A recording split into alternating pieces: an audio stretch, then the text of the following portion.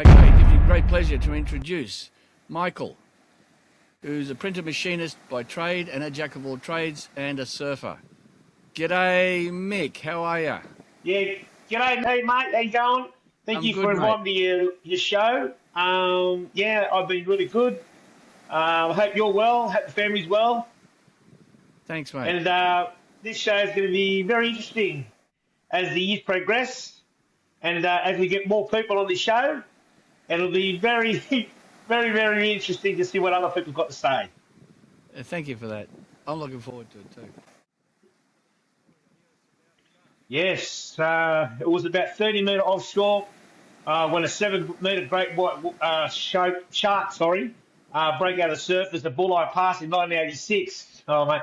It was about 30 metres offshore at Bulleye Pass in 1986 when the water in front of me suddenly exploded with something massive. 1 second I was alone in the early mornings, calm, and the next I was starting straight into the eye, actually, I was staring straight at the eye of a great white shark.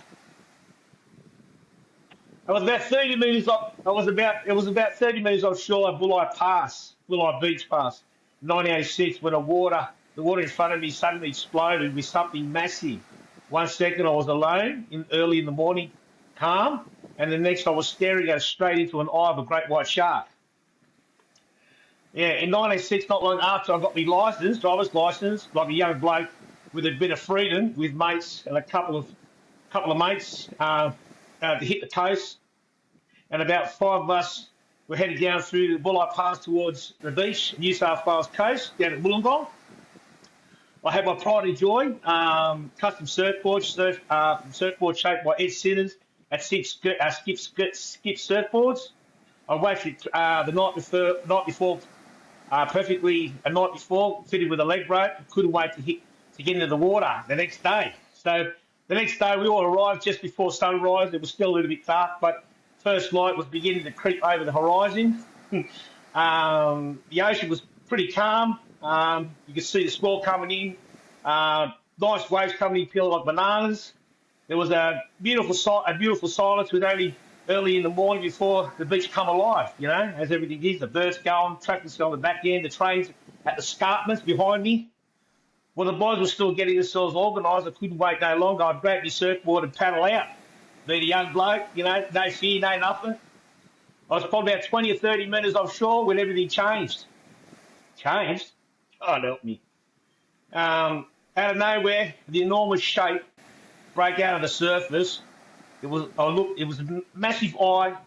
In an instant, I knew what it was, brother. Mate, massive shark. Oh, it was cruising. Not, as they normally do. But this guy was feeding, bro. Feeding. My heart nearly stopped. Every instinct I screamed at me. And when I got out there, I spun my board around and paddled harder than I ever have ever in my life. I've never moved through the water as fast as I remember or ever since. The boys looked at me worrying what was going on, but the look on the look on my face told them everything. Those those already were in the water turned around immediately and headed straight back to shore. Oh, Evan, mate, it was a scary, scary day, mate. I told you, sleep. I don't know if you've been in the water with sharks when you were younger. I don't know, mate, but it scared the shit out of me. Anyway, I didn't stop paddling until the board scraped the sand. I was out of the water in record time. I'm telling you. After that, we all hung around while we was trying to settle our nerves, having a cigarette and chopping away whatever we had, pies and lollies and redskins and God knows what. Um, the others were rattled as well, pretty much upset. None of us really wanted to go back to the water, so we packed up our shit and went back to skip surfboards. But thanks to that, we stopped off at the pie shop and got a meat pie and everything, and talking to the couple of locals and told them what happened. Nothing was said. But when we told the guys what happened at Skip Surfboards, they reported 67-metre bright white shark at Bulleye that day. That sent chills down my spine. Even today, I still send chills down my spine. Looking back now, all these years later, I realised just how lucky I was. One moment I was chasing the perfect wave, and the next I could have been dinner.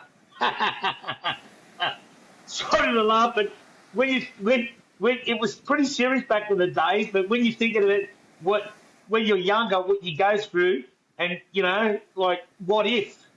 Well, I wouldn't be speaking to you right now, Evan. That's for sure. Days like that never forget. Reminded, no matter how much we love the ocean, the beach, it's still the sharks' territory. Sharks' home. And sometimes Mother Nature lets us know really who's in charge, brother. That's it. Yeah.